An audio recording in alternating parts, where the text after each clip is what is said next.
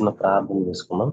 పరిశుద్ధుడా, ప్రేమ తండ్రి, దయగలిగిన దేవా, నీకు వందనాలు, స్తోత్రాలు. ఈ విధంగా కలిసి మేము ఒక్కొక్క రోజు సెలవు ధ్యానాల గురించి మేము ధ్యానించడానికి మీరు మాకు సహాయం దయచేసిన విధానాన్ని బట్టి వందనాలు.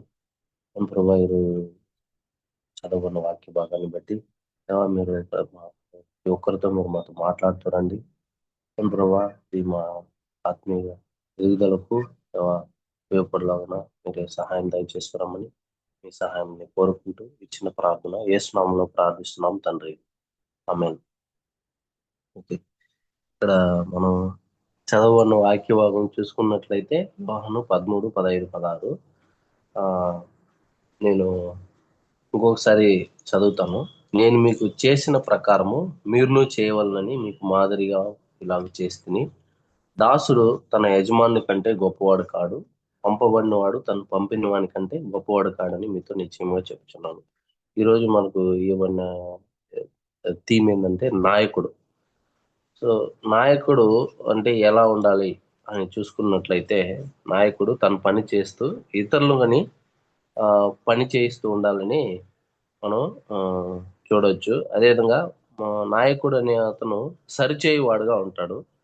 అదేవిధంగా ఆయన టీమ్ లీడర్ అని చూసుకోవచ్చు.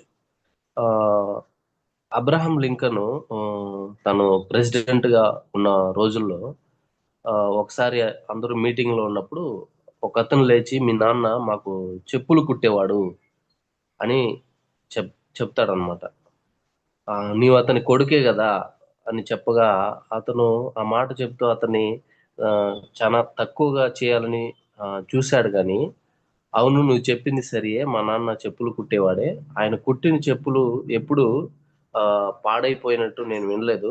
ఒకవేళ అది సరిగ్గా కుట్టబడకపోయింటే నేను దాన్ని సరిచేస్తాను. మా నాన్న తన పనిలో ఎంతో నిపుణుడు.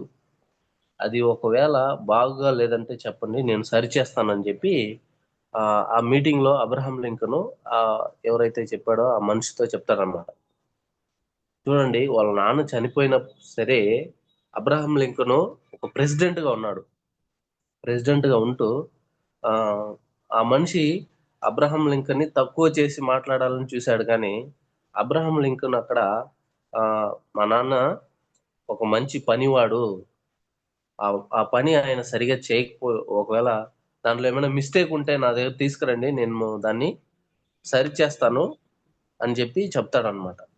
అదేవిధంగా ఇంకొక సందర్భంలో మనం విలియం కేరీ గురించి చూసుకుంటే, సో విలియం కేరీ ఆ, ఆయన కానీ ఒక సామాన్య చెప్పులు కుట్టుకునే వ్యక్తి అనమాట.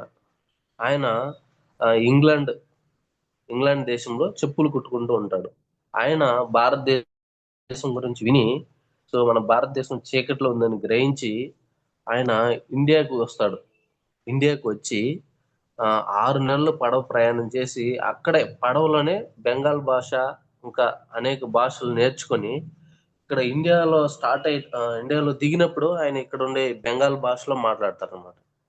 ఆ విలియం కెరీ ఒక మాట అంటాడు, ఏమంటే దేవుని యొద్ద నుండి మీరు గొప్ప కార్యాలు ఎదురు చూడండి, దేవుని కోసం మీరు గొప్ప కార్యాలు ఆ, చేయండి అన్నట్టు చెప్తాడనమాట. అదేవిధంగా ఇప్పుడు మనం చదవన్న వాక్య భాగంలో చూసుకున్నట్లయితే బైబిల్లో కానీ మనం చాలా ఆ, ఎంతమంది నాయకుల గురించి, లీడర్స్ గురించి మనం చూద్దాం. ఫర్ ఎగ్జాంపుల్ మోసే. మోసే ఏం చేస్తాడు? దేవుడు దర్శించినప్పుడు ఇస్రాయేల్ జనాంగాన్ని 20 లక్షల మందిని ఐగుప్తు నుండి కనాన్ దేశానికి నడిపిస్తాడు. అదేవిధంగా యెహోషువని చూసుకున్నట్లయితే మోసే చనిపోయిన తర్వాత లీడర్షిప్ తీసుకుంటాడు.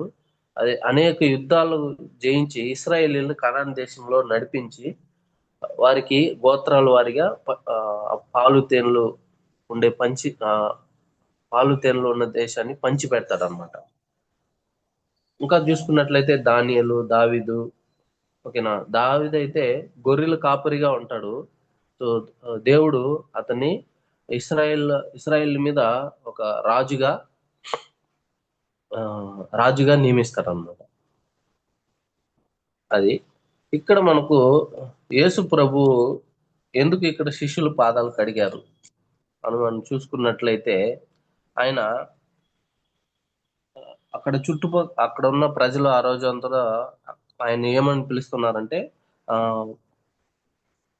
13వ వచనం చివరిలో చూసుకున్నట్లయితే, నేను బోధకుడును ప్రభువును గనుక మీరిట్లు పిలుచుట న్యాయమే. 14, కాబట్టి ప్రభువును బోధకుడినైన నేను మీ పాదములు కడిగిన ఎడల మీరును ఒకరి పాదములను ఒకరు కడగవలసినదే.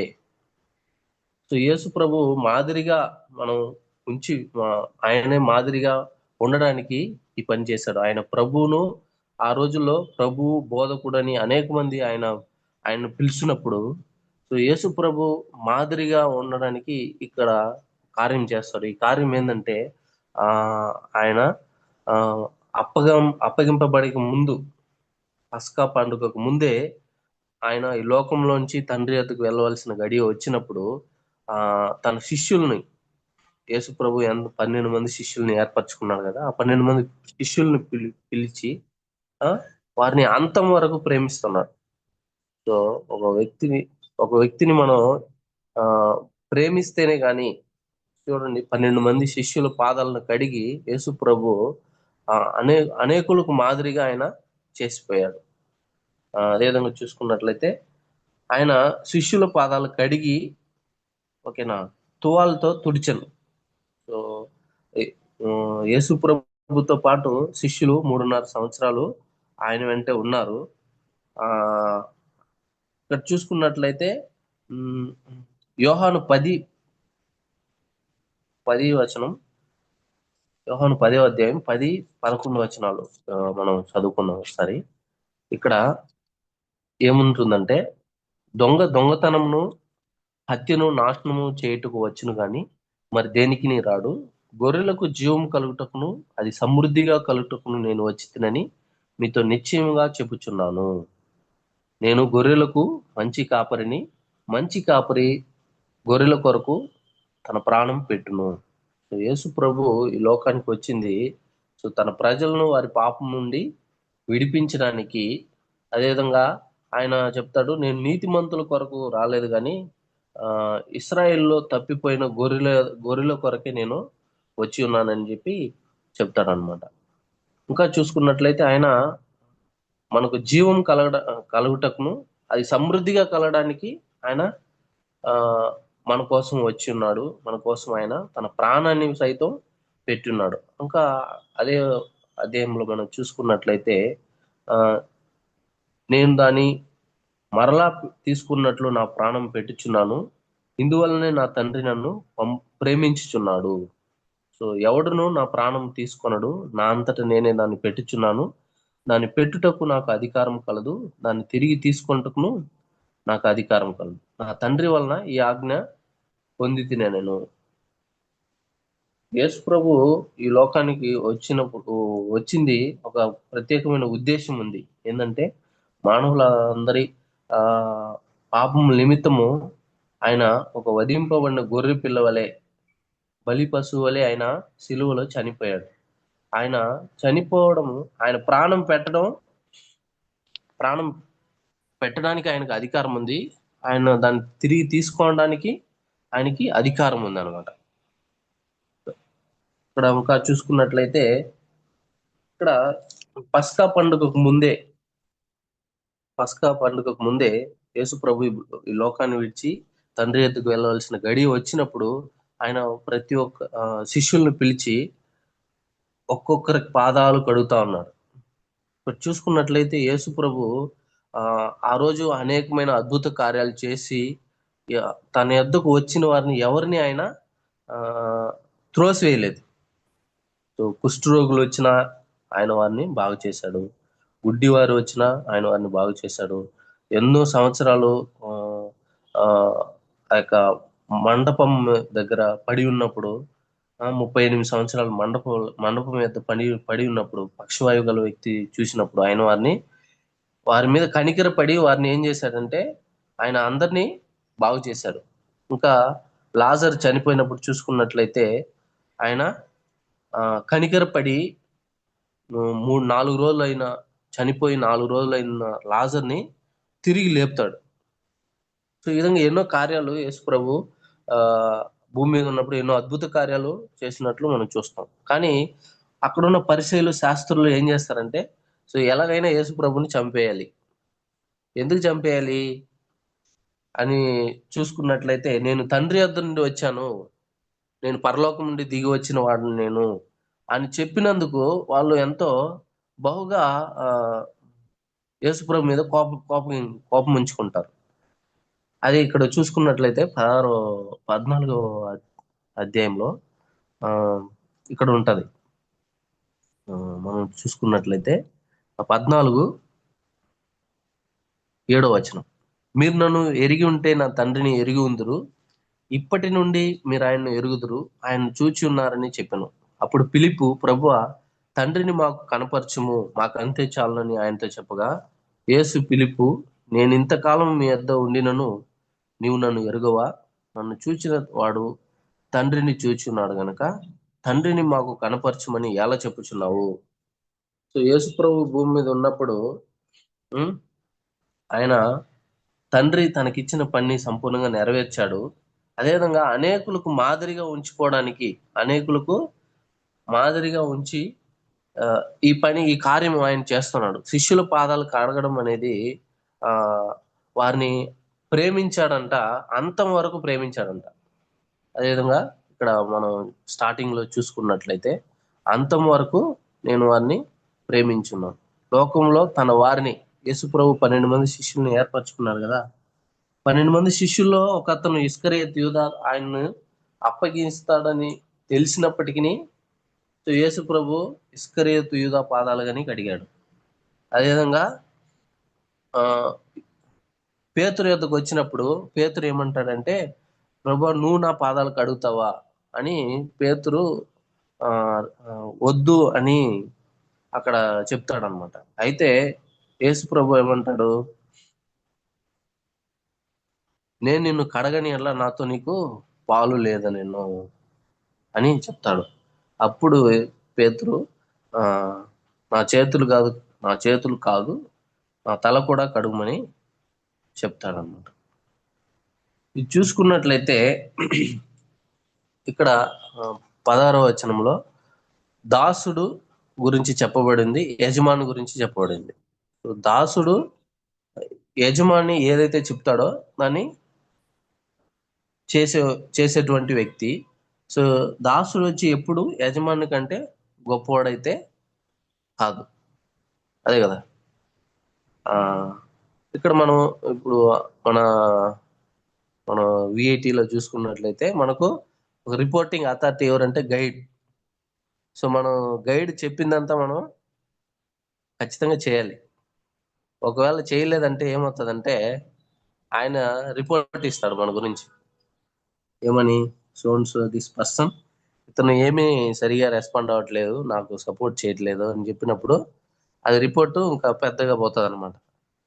సో దాసుడు ఎప్పుడూ యజమాని కంటే గొప్పవాడు కాడు. ఇదే మనం లూకాసు వార్త 22వ అధ్యాయంలో కానీ మనం దీన్ని చూసుకోవచ్చు.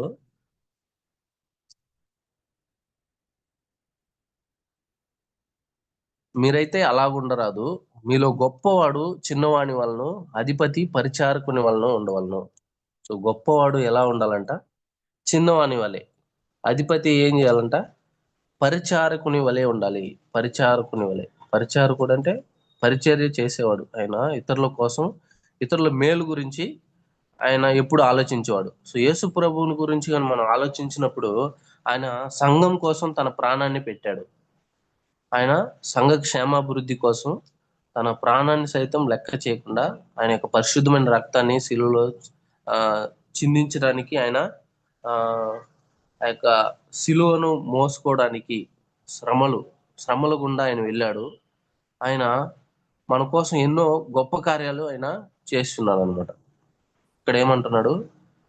గొప్పవాడని మీరు ఎవరైతే చెప్తున్నారో వాళ్ళు ఎలా ఉండాలంట? ఫుల్ ఆపోజిట్, చిన్నవాని వలె ఉండాలంట. అధిపతి ఎలా ఉండాలంట? పరిచారకుని వలె ఉండాలి అని ఇక్కడ మనం చూడొచ్చు. అదేవిధంగా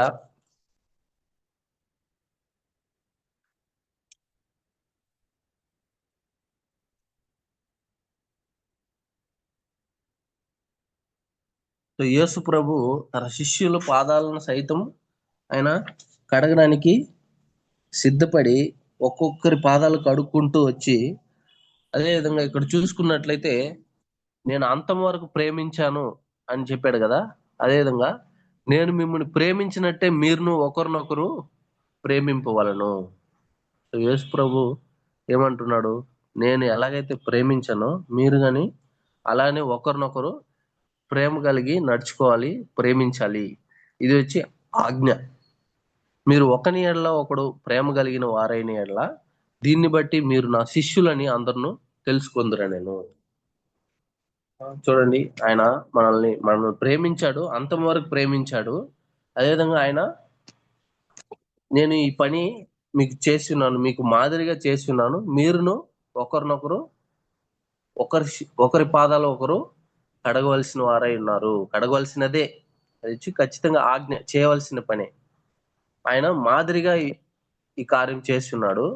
మీరు ఒకరినొకరు ప్రేమింపాలని క్రొత్త ఆజ్ఞ మీకు ఇచ్చుచున్నాను.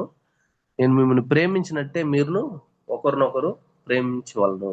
సో కొత్త నిబంధనలో మనం చూసుకున్నట్లయితే మొదటగా మన ప్రభు అయిన తండ్రిని మనం పూర్ణ హృదయంతోనూ, పూర్ణ ఆత్మతోనూ, పూర్ణ బలంతోనూ మనం ప్రేమించాలి. అదేవిధంగా రెండవ ఆజ్ఞగా మనం చూసుకున్నట్లయితే నేను మిమ్మల్ని ప్రేమించినట్టే మీరును ఒకరినొకరు ప్రేమించు వారై ఉండాలి. సో ఒకరిని మనం ప్రేమిస్తేనే గాని సో వారి కోసం మనం ఏదైనా చేయడానికి మనసు వస్తుంది. చూడు, యేసు ప్రభు గాని అందరిని ప్రేమించాడు. ఆయన అంతవరకు మనల్ని ప్రేమించాడు. ఆయన మాదిరిగా ఉంచిపోవడానికి ఈ యొక్క కార్యాన్ని చేశాడు. ఇది చూసుకున్నట్లయితే సర్వెంట్ లీడర్షిప్ అని అంటారు అనమాట ఇంగ్లీష్ లో. ఆయన సర్వెంట్ లీడర్ గా ఉండడానికి ఇష్టపడ్డాడు, కానీ ఆయన ఎప్పుడు ఆ పెద్దగా ఉండడానికి ఆయన ఇష్టపడలేదు. ఆయన ఇంకొక వచనం మనం చూసుకొని క్లోజ్ చేసుకున్నాం.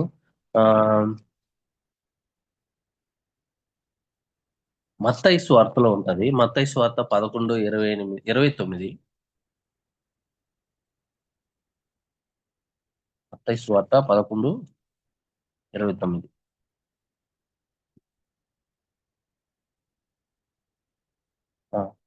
అక్కడ ఏముంటదంటే మత్తయి సువార్త 11:29. నేను సాత్వికుడును దీన మనసు గలవాడును గనుక మీ మీద నా కాడి ఎత్తుకొని నా యొద్ద నేర్చుకొనుడి, అప్పుడు మీ ప్రాణములకు విశ్రాంతి దొరుకును. సో యేసు ప్రభు ఎలాంటి వాడంటే ఆయన సాత్వికుడు, దీన మనసు గలవాడు. సో ఒకవేళ మనం మోయలేని కాడి మనం ఎత్తుకొని ఉంటే ఆయన ఏమంటున్నాడు? నా కాడి ఎత్తుకొని నా యొద్ద నేర్చుకోండి, అప్పుడు మీ ప్రాణములకు విశ్రాంతి దొరుకును అని చెప్తాను. ఇంకో వచనం చూసుకొని మనం క్లోజ్ చేస్తాను. లూకాసు వార్తలో ఉంటుంది 9:23. 9:23.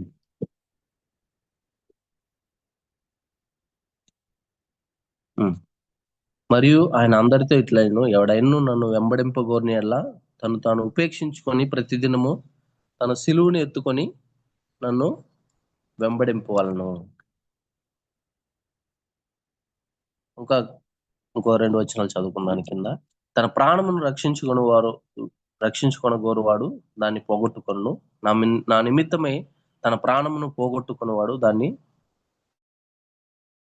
లోకమంతా సంపాదించి తాను పోగొట్టుకొని వెళ్ళా లేక నష్టపరుచుకొని వెళ్ళా వానికి ఏమి ప్రయోజనము? చూడండి, ఇక్కడ ఒకడు లోకమంతా సంపాదించుకొని తన ప్రాణాన్ని పోగొట్టుకుంటే వానికి ఏం ప్రయోజనం? ఏమీ లేదు. అయితే ఇక్కడ యేసు ప్రభు మనల్ని ఏమంటున్నా అంటే మనకిచ్చిన సిలువను మనం ఎత్తుకొని ప్రతిదినం ఆయన్ని మనం వెంబడించాలి అని యేసు ప్రభు కోరుకుంటూ అన్నాడు అన్నమాట.